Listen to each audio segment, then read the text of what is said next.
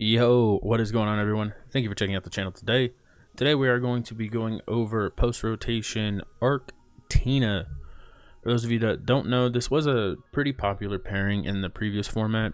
It's where we take Arceus VSTAR and we pair it with Giratina VSTAR.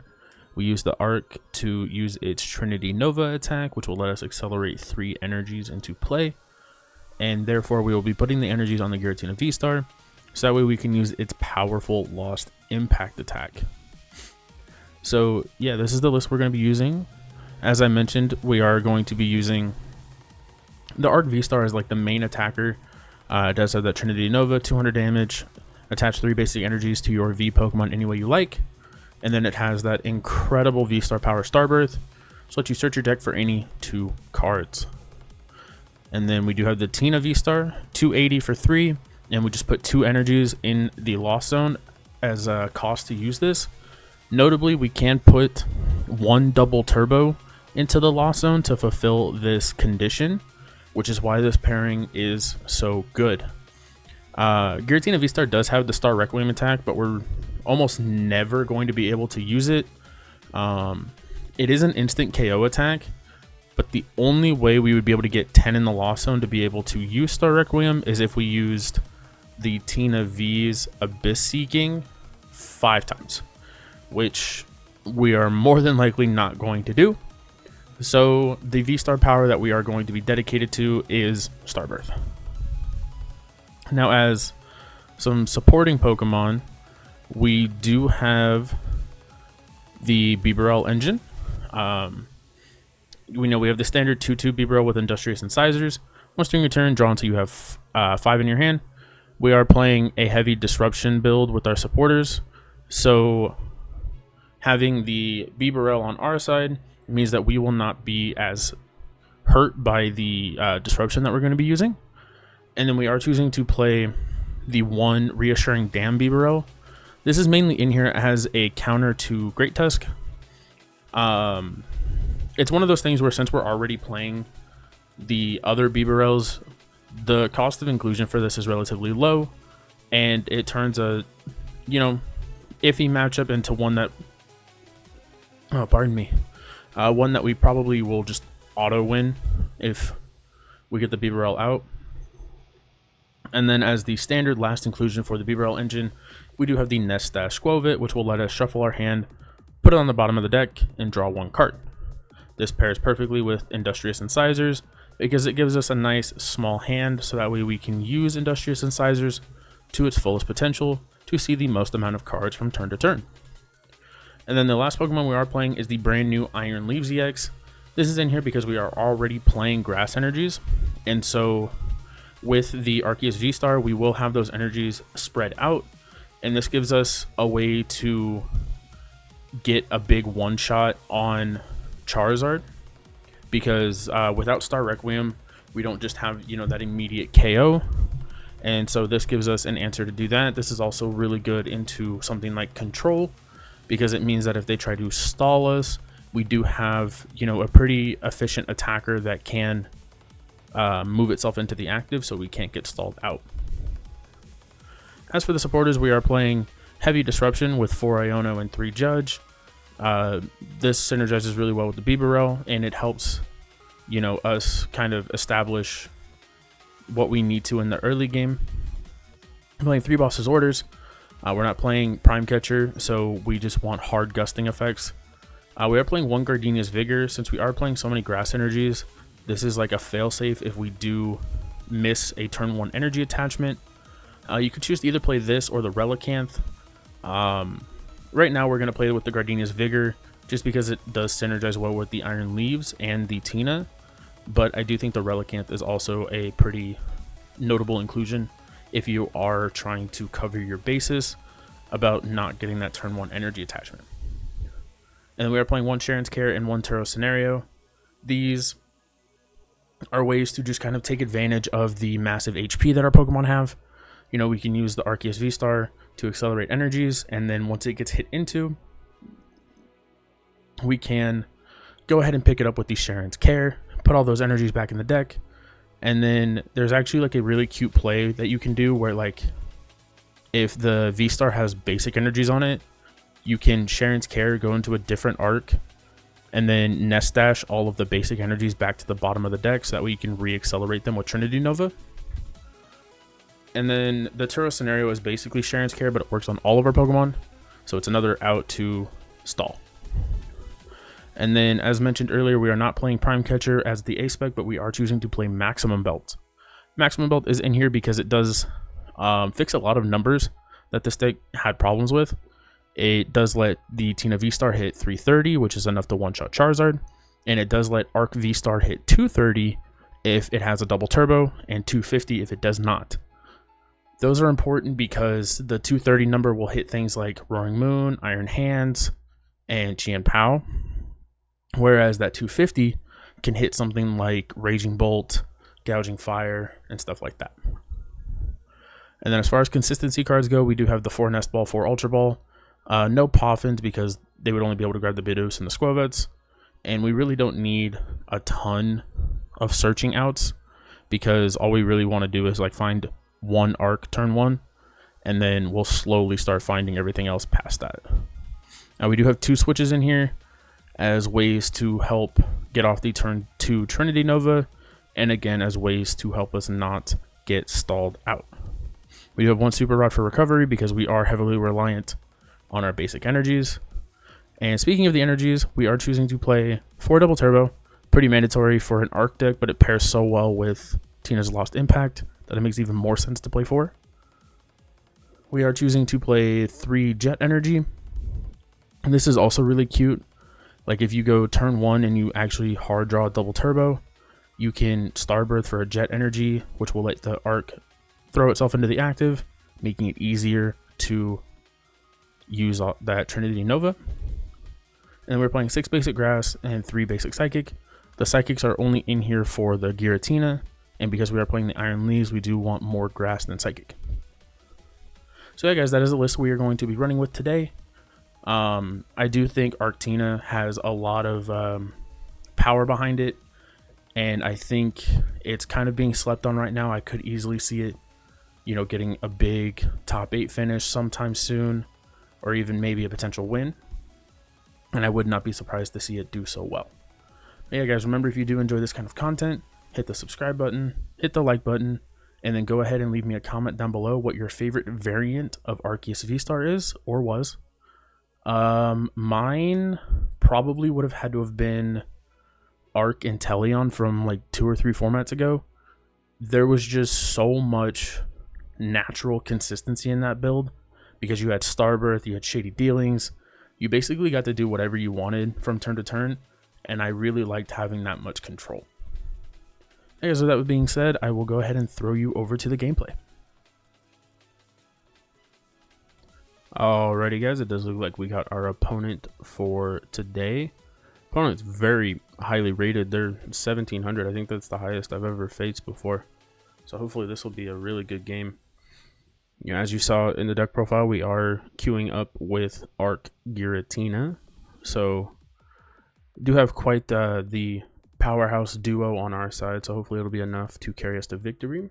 It does look like our opponent won the coin flip there, so they will be going first, which is unfortunate. Never mind, not that bad.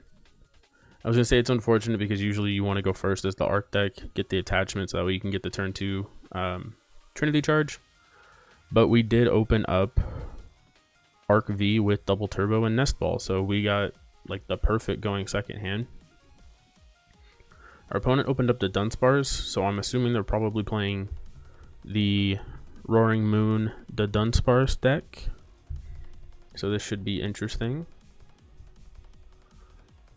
Okay, we got a Nest Ball. We Artisan for another Dunsparce, and we Nest Ball for Greninja. I'm expecting Greninja to discard a Dark Energy. I would be very surprised if it doesn't.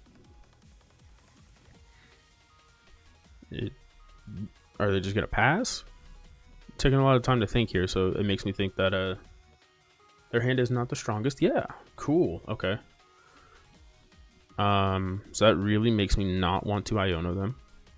We can go ahead and Artisan for Bidoof. Let's do some quick prize checking. We did prize the 4th Arc.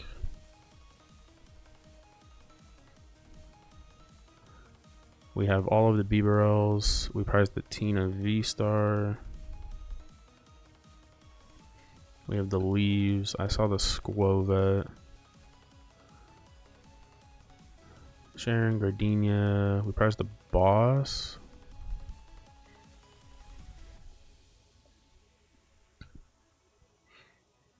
Rejudge. A nest. A switch. Okay, so nest, switch, and I'm pretty sure it was a grass energy. 1, 2, 3, 4, 5, 6. Okay, I believe that is what our prizes are. We're gonna go ahead. If this is moon, then I'm honestly not going to set up the Tinas. I'm just gonna set up arcs. Okay, do I want to read that the opponent is sitting on some the Dunsparces? Yes. They didn't discard with Greninja, so it makes me think that their hand might be slightly weak. We did get Sharon's Care and Turo, which is kind of cracked. And we're going to go ahead and grab 2 grass and a psychic. Throw those here. So the reason that I'm foregoing the Tinas in this matchup is because if it is the moon matchup, then they're going to be mostly hitting us with 1-prizers. And Tina VSTAR does not trade favorably into 1-prizers. And there's a Roaring Moon finally. And so my plan is to use the Sharon's Care and the Turo to recycle the arcs a couple times to help deny prizes and let us get ahead in the prize trade. And then maybe I'll set up a Tina at like the end of the game. I doubt it, because we also do have the Iron Leaves EX that can take care of like the big moon, which they're already going for.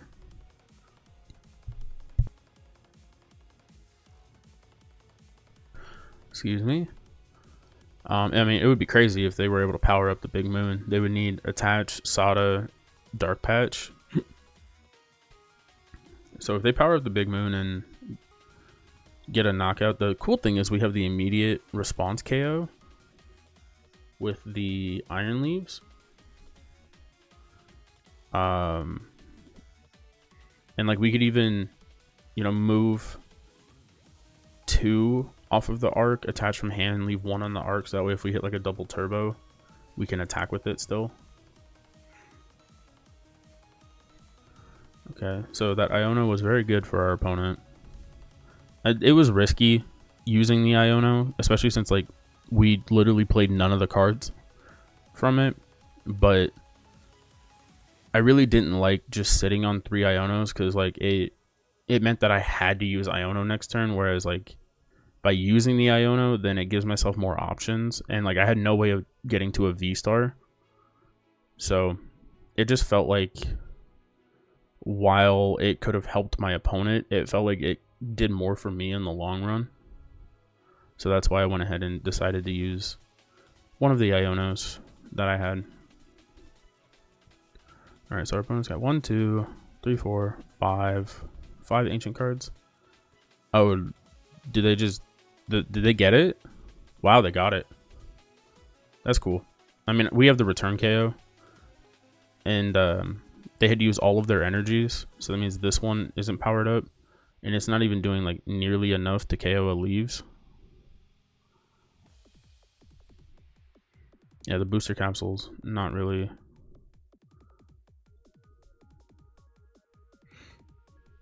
Yeah, I was gonna say if I was them, I wouldn't use the Dunsparce. Evolving into it is good because you play around like Judge and Iono and stuff.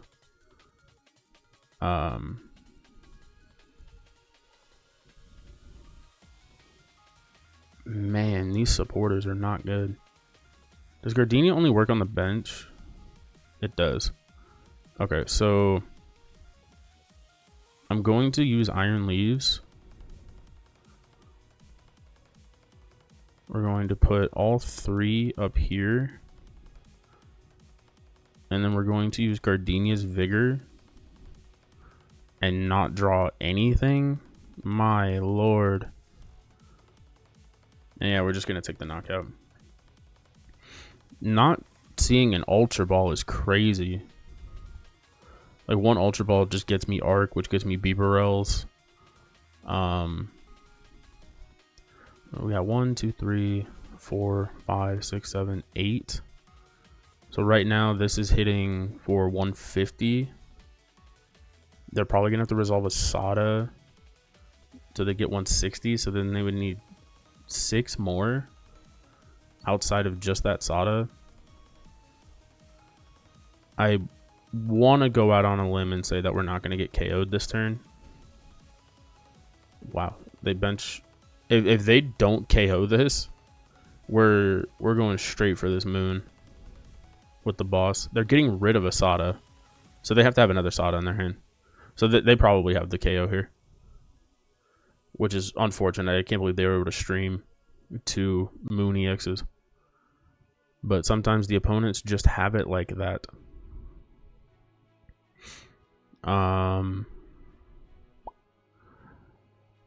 Yeah, this ain't looking good for us. You know, we tried to set up optimally, and yeah, we're getting KO'd. Wow, our opponent is so talented. Getting 2 Moon EXs off back-to-back turns. So now we have to hope we get an Arc VSTAR. And hope they don't put a booster capsule on this. Because we can grab the maximum belt and KO this. Okay. So yeah, that's our play. We need to hit an Arc VSTAR and we're fine, because then the VSTAR gets us double turbo and maximum belt. Okay. So we can get rid of this. I like the idea of using Iono over Judge now. So we're going to grab the Arc VSTAR, Maximum Belt, Double Turbo are in the deck. So we do have the knockout here. We're going to go ahead and play the Iono first, just in case we draw into one of the combo pieces. Then we can go get like a Bibarel. Okay, so we got Squelvet. So now we can go get, off of Starbirth, we can grab Belt Bib.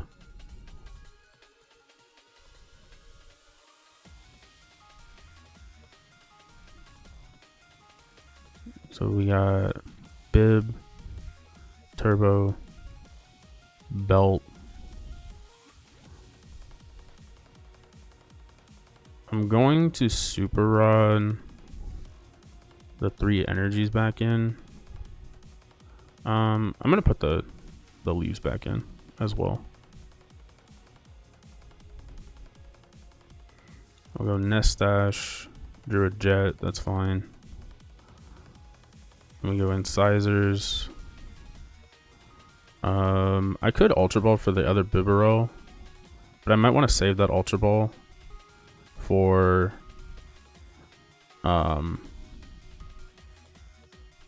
leaves if I need it. So I'm just gonna go ahead and KO the moon. We did Iono them to 2.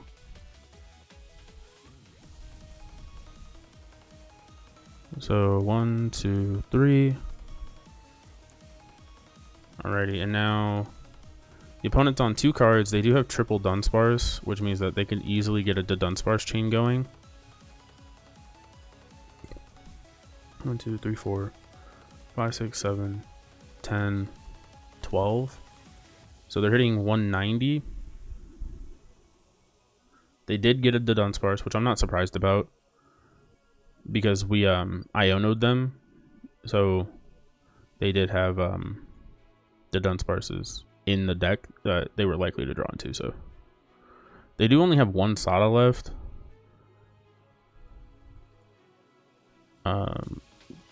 clicking animations. So I think they put just a Moon EX back. If they pull off a third Moon EX, I'm gonna be very impressed. Like I know that's what like this deck is kind of supposed to do, is just streamline moons. The fact that they're getting it now is crazy. So they're really going for the kit, because like there was a world where they could like just hit into us and you know, set up a 2-shot here and just kind of do it. But now, like, since this is on the board, if they don't get the KO this turn, then we have the potential to just win. But they're really going for it. They were able to see a ton of cards this turn.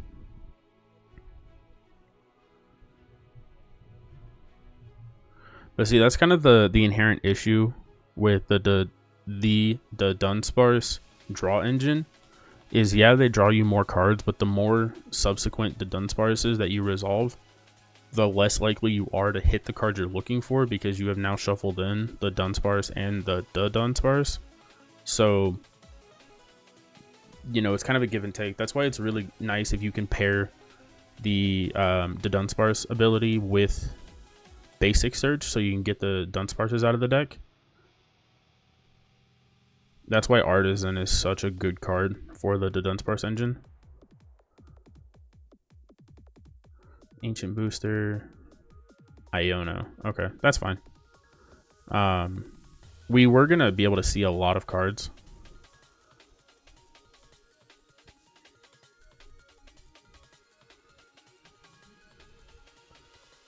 $200. Okay, so all we need to do is see boss. We got double turbo. So actually, we don't even need just boss. The fact that, wow, they drew everything in such a great order. Although, like, KOing this active is still relatively good for us. I'm gonna put the double turbo here.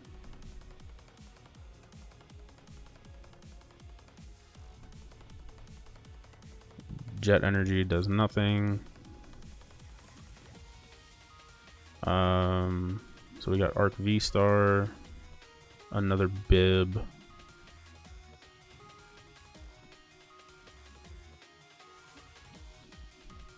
So in order for me to win this turn, I would need to hit, I mean, I probably can safely like switch into this VSTAR and just retreat it if I need to. I could probably do it with Bibarel as well. I'm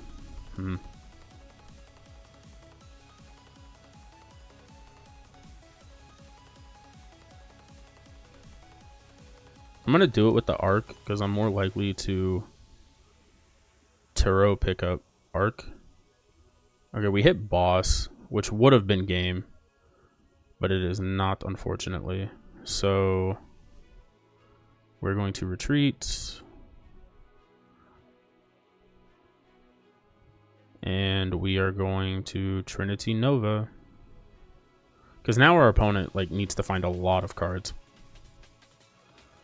I am just going to go ahead and attach all of these. There's really no reason not to.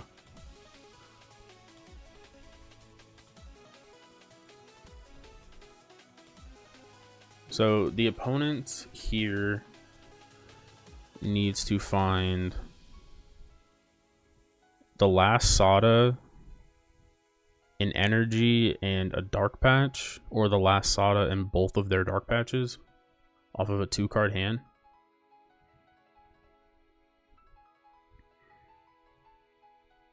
Okay, so now they need to hit double dark patch energy. And they can only keep 2 cards off of this. So unless this card can draw them more cards, they like can't grab 2 dark patches and the energy or something. So like, or like a dark patch and the Dunsparce. So I think we're okay. there is a world where they could just like promote the moon and just let it absorb a hit, which I don't think would do. I mean, it would be funny because then that means that like if they do get that one turn. Okay, they did have to get rid of a dark and a dark patch, which means I'm pretty sure they physically can't. Oh, okay. 1, 2, 3, 4, 5, 6, 9, 13, 16. That's 230. Yeah, they're still really far behind. Although they haven't shown the A spec. So if they just play maximum belt, then it might be cooked. Okay, they dark patch here, which I'm not concerned about. So now I'm pretty sure that their play is to retreat and just take a hit, so that way they can fully power this up, go for frenzied gouging, go to sudden death, and sudden death favors them. But we have boss, so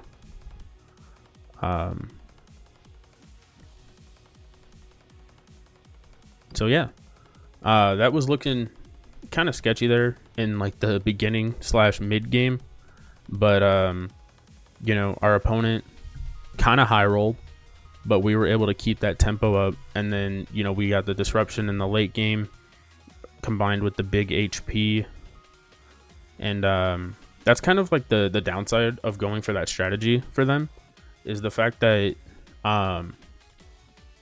while Moon EX is efficient at taking down 220s, it means that in the late game, because you've already used your big moons, it's now harder for you to deal with the V-stars, which is why you want to try and deal with the little Vs with the little moons.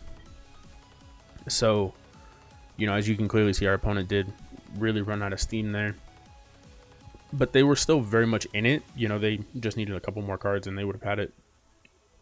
But anyways, yeah, so we were able to get the dub with Arctina today. If you guys did enjoy that video, make sure you hit the subscribe button, hit the like button, and then go ahead and leave me that comment down below, and I will see you in tomorrow's video.